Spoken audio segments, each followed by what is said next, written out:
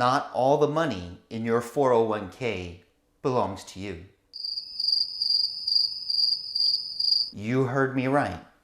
A significant chunk of your 401k balance belongs to Uncle Sam because you will have to pay taxes when you pull it out to use it during retirement. Remember?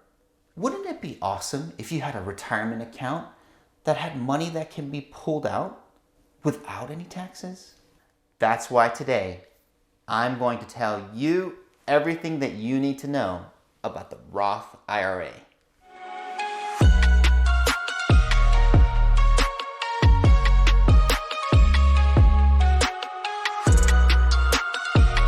Welcome to Vigilant MD, Lessons Beyond Residency.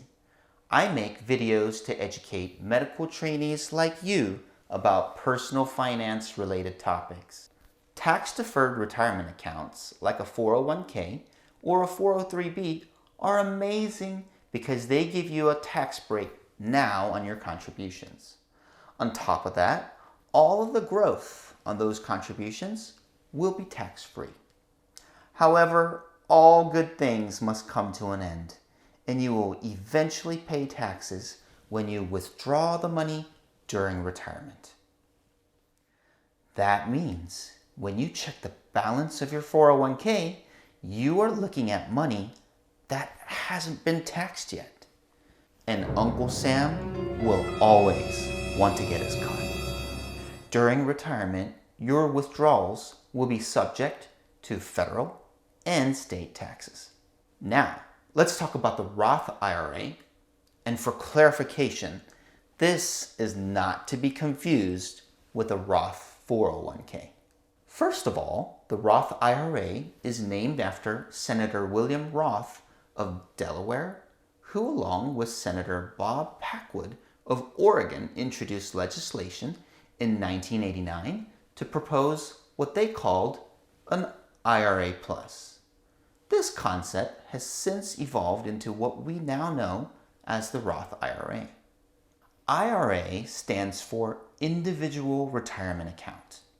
Contrary to employer-sponsored accounts, an IRA can be opened by any individual who has an income. The tax benefits of a Roth IRA are almost the reverse of a 401k. In a Roth IRA, you contribute post-tax dollars or money that you have already paid taxes on. The growth on those contributions are tax-free. Since you already paid taxes on your contributions, at retirement or after the age of 59 and a half, you may withdraw your savings completely tax-free. So, in an ideal scenario, you would have a pot of savings in a tax-deferred account like a 401k where withdrawals are taxed, and another pot of savings in a Roth IRA where withdrawals are not taxed, and use both during your retirement. It's always nice to have options. The Roth IRA also has a few other amazing benefits. Within a Roth IRA, you have virtually unlimited choices for your investments. Pretty much all market available stocks, bonds, mutual funds, ETFs, etc. are all available to you. Compared to that, in an employer-sponsored 401k or 403b, you are limited to the handful of investments that the employer has already picked out for you.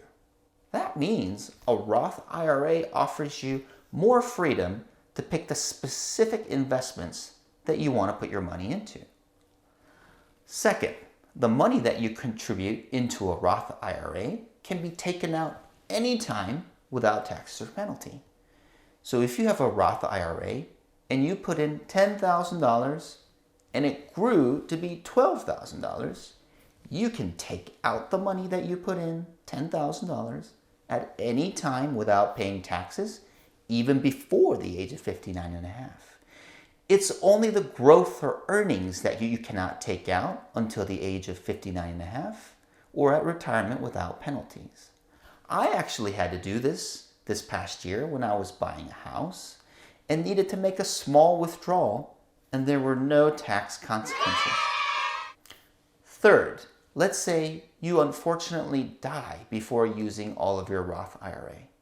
Your spouse or children, if they are named as a beneficiary, can inherit your Roth IRA and they can withdraw the money tax-free. So what are the contribution limits for a Roth IRA? For 2021, your max contribution limit is $6,000 per person. If you have enough savings, you may contribute $6,000 to your Roth IRA and $6,000 into your spouse's Roth IRA for a total household savings of $12,000 a year. Now, there are 3 5-year rules to remember for Roth IRAs. The first 5-year rule says that for your withdrawals on your growth or earnings to be tax-free at the age of 59 and a half, your Roth IRA has to have been open for 5 years.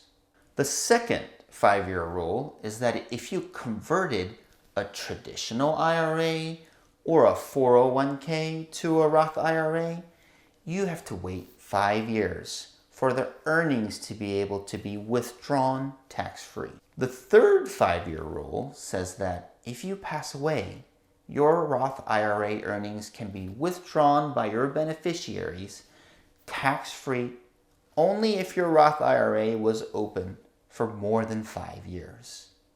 The Roth IRA, unfortunately, has an income limit for those with higher incomes. For 2021, if your modified adjusted gross income is over $140,000 for single filers or above $208,000 for married couples, then you are not allowed to contribute directly into a Roth IRA.